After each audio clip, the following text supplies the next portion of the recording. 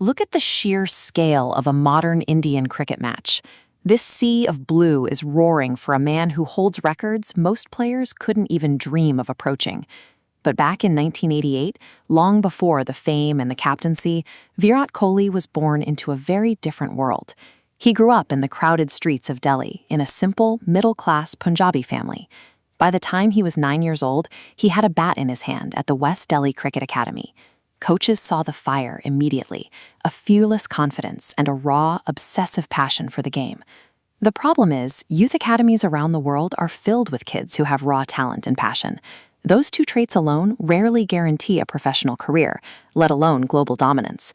To rise above the rest, an athlete usually faces a severe test. For Kohli, that crucible arrived in 2006 through a devastating personal loss.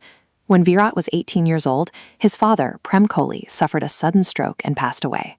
It is the kind of tragedy that stalls lives and ends careers before they even begin. Stepping away from the game to mourn is exactly what anyone would expect. Instead, the very next morning, Virat walked directly onto the pitch to play for Delhi. Carrying that fresh grief, he stood his ground and scored crucial runs for his team. Returning to the locker room that day, he made a commitment to honor his father through his performance on the field. From that point on, the pressure of a high-stakes match would never compare to the burden he carried that morning. He had developed a standard for himself that few other players could match. The international cricket community truly noticed his ability in 2008. He captained the Indian squad all the way to a victory at the ICC Under-19 World Cup in Malaysia.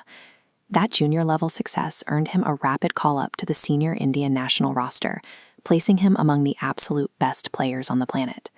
The transition was brutal. The tactics that worked against teenagers failed against veteran bowlers, and Kohli immediately struggled to put up consistent numbers. The public criticism mounted fast. He found himself fighting desperately to hold on to his spot, facing the very real possibility of being dropped from the team entirely. The aggression and raw talent that got him to the national level were no longer enough to keep him there. He was up against elite competition, and his current approach was falling short. So he made a calculation. Rather than just swinging harder or relying on pure instinct, he decided to overhaul his daily habits. He adopted a regimen of physical conditioning, treating his body entirely as a high-performance machine. He integrated his aggressive style with a technical discipline that allowed him to reproduce his mechanics under pressure, regardless of his emotional state. With his physical and mental framework fully optimized, his swing achieved a precise consistency. He could attack the ball aggressively, over and over, without losing his form. The results compounded rapidly. Century after century, he shattered batting records and drove India toward a historic streak of victories.